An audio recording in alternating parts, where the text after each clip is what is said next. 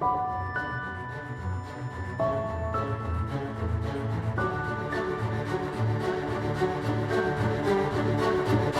name is George Tetz. I'm MD, PhD in medical microbiology, and is a co-founder and CEO of our Second Life Group. So we have several companies in there: Second Life Therapeutics, Second Life Diagnostics. The most important thing is that we're targeting patient population who are currently suggested as undruggable. That is why the name Second Life comes from. And so specifically in a Second Life Therapeutics, so here I'm as a representative of Second Life Therapeutics. We're developing novel type of first-in-class adoptive cell therapy for patients with advanced solid tumors. It comes from our proprietary scientific discovery.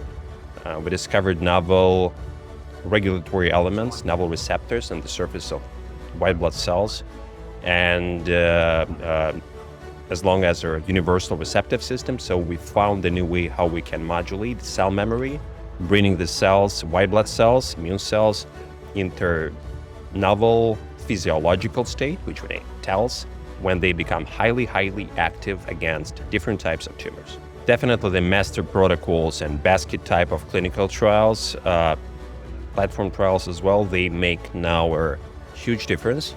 Specifically, I would say the basket trials in oncology space, and I'm a very big fan of these type of clinical trials because they can dramatically accelerate their development and the path forward.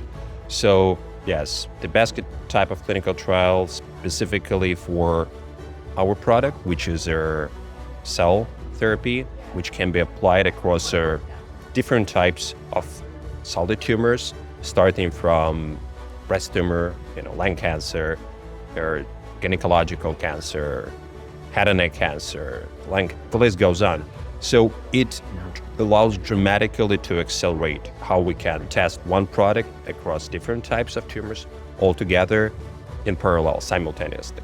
If we're talking about the rare diseases, and here we're for the rare diseases, the patient's recruitment is one of their critical elements. It's definitely the bottleneck, and it's great to be here, great to hear about the new AI-based algorithms that can help to significantly help to recruit the patients and to accelerate this bottleneck. So if we're talking about from the regulatory perspective, I would say that their landscape is getting a little bit better also due to this type of basket type of clinical trials. Why? Because the FDA allows to get to register the drug using a pool data from different types of tumors. So potentially it paves the way to bring the therapy faster, even for the very limited patient population. I think the biggest takeaway is that unfortunately there is a lot of problems that still to be unsolved.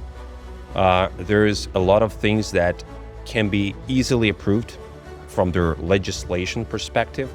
And I believe that the most critically important is to find the right voices, the right people to bring it, to their decision makers. Because they're the ways, they're pretty straightforward ways how to overcome these challenges from the regulatory perspective, from the FDA perspective. But again, it's necessary. It has to be discussed with both with the government and with the sponsors.